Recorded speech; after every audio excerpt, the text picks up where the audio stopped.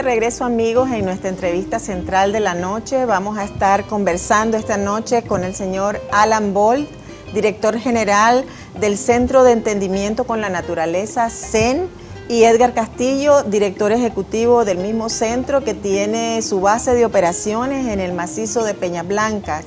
El tema central de la noche es un tema muy importante, el tema del agua en nuestro país.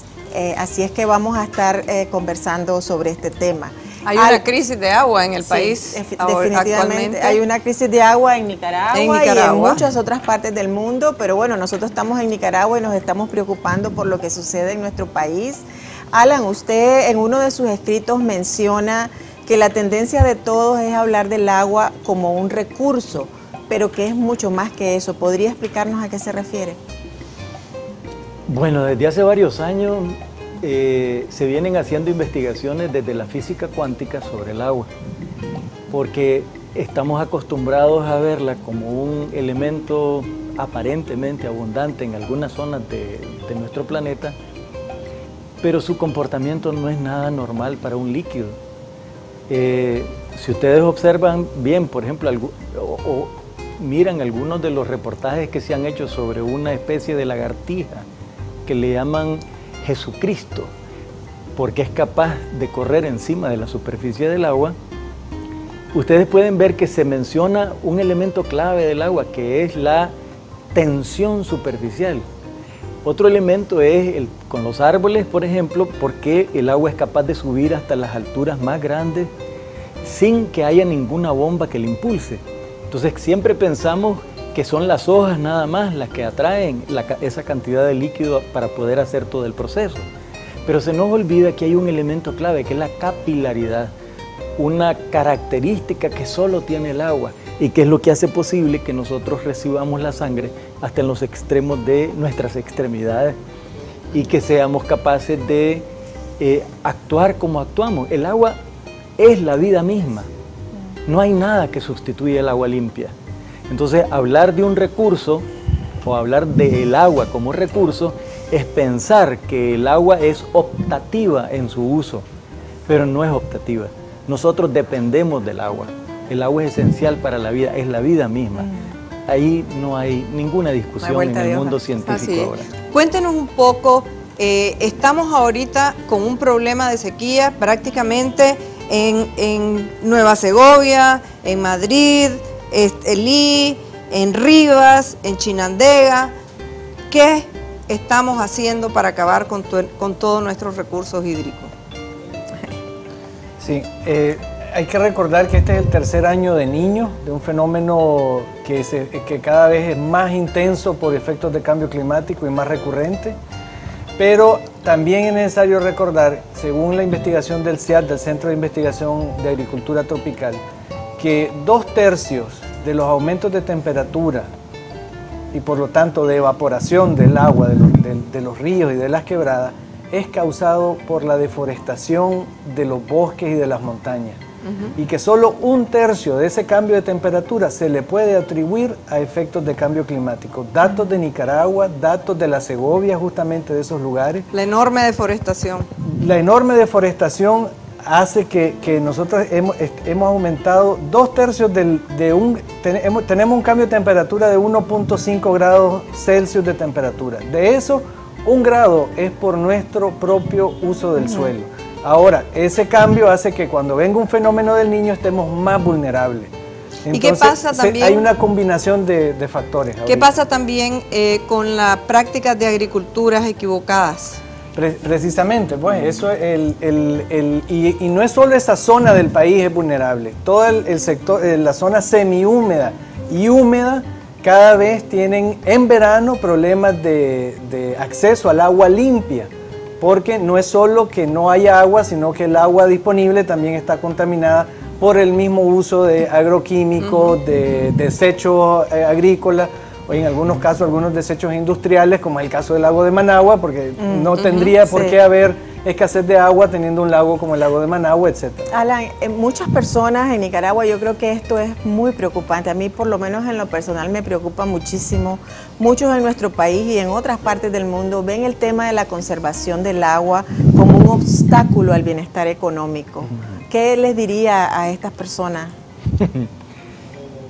Nosotros tenemos yo me he preguntado muchas veces, ¿por qué tenemos los seres humanos, no todos los seres humanos, pero hay un gran sector de la humanidad en este momento que ve el agua como un obstáculo y entonces hace todo lo posible para hacerle daño a las fuentes de agua y luego le pide a las alcaldías o al gobierno central que resuelva el problema?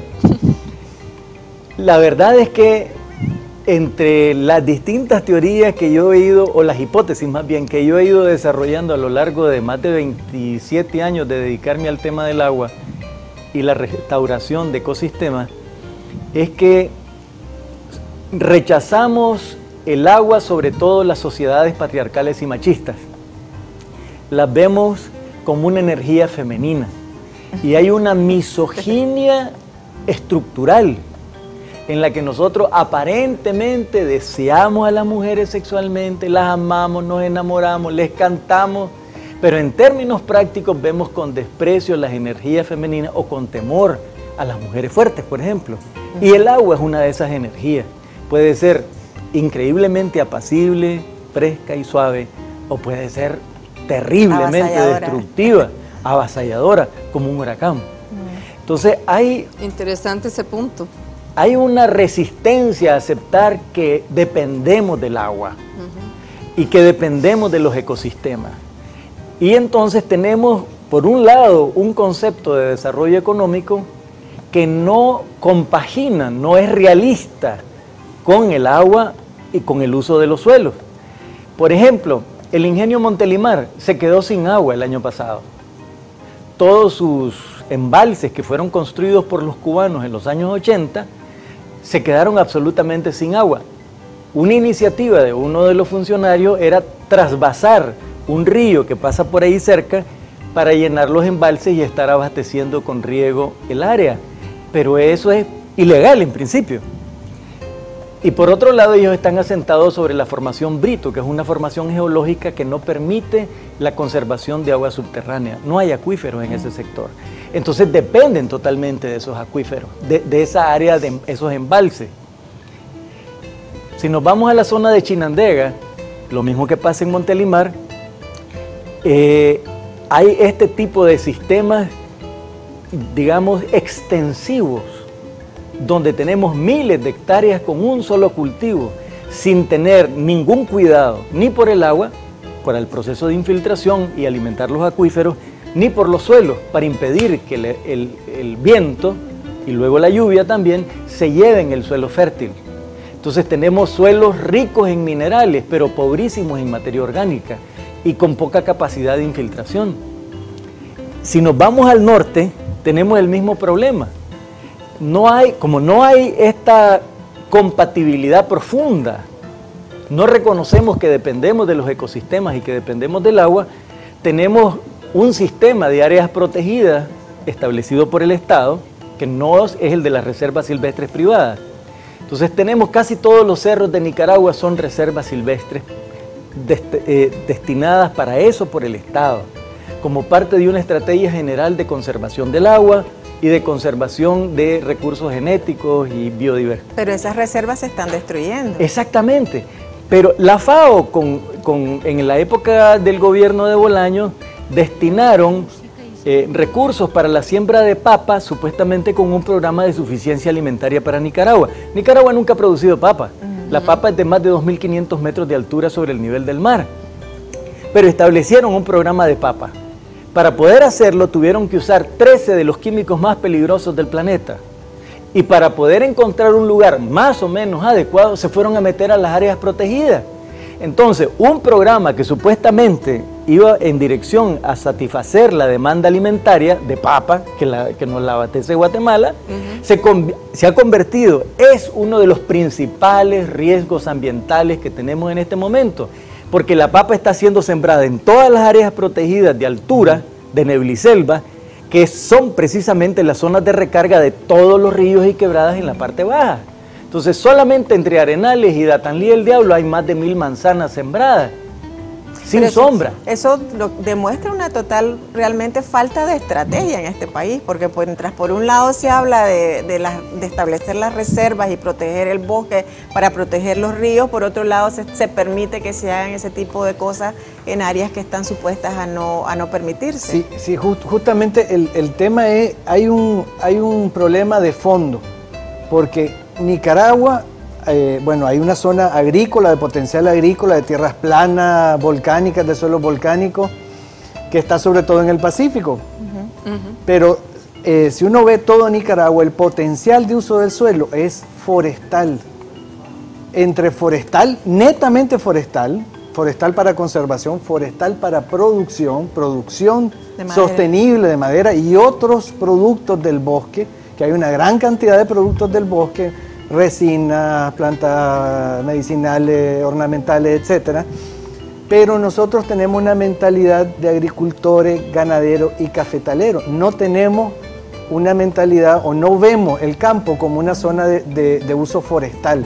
Pero ese es el potencial del suelo en Nicaragua. Entonces siempre estamos decidiendo entre hacer dinero o tener agua, entre tener comida o tener agua o alimento. Cortoplacista. Cortoplacista, exactamente. También yo sé que hay varios proyectos de protección. Cuéntenos un poco, porque pues yo sé de que la mayoría es negativo, pero también hay cierta protección que afortunadamente hay algunos proyectos que han salido avante y tenemos varios que sí están protegiendo. Pero cuéntenos un poco. Tal vez para complementar lo de Carmen, porque ya tenemos que ir cerrando la entrevista, ustedes en el macizo de Peñas Blancas y en toda esa zona han hecho un trabajo excelente precisamente para recuperar los ojos de agua y todo el tema forestal, para ayudar a la recuperación del agua.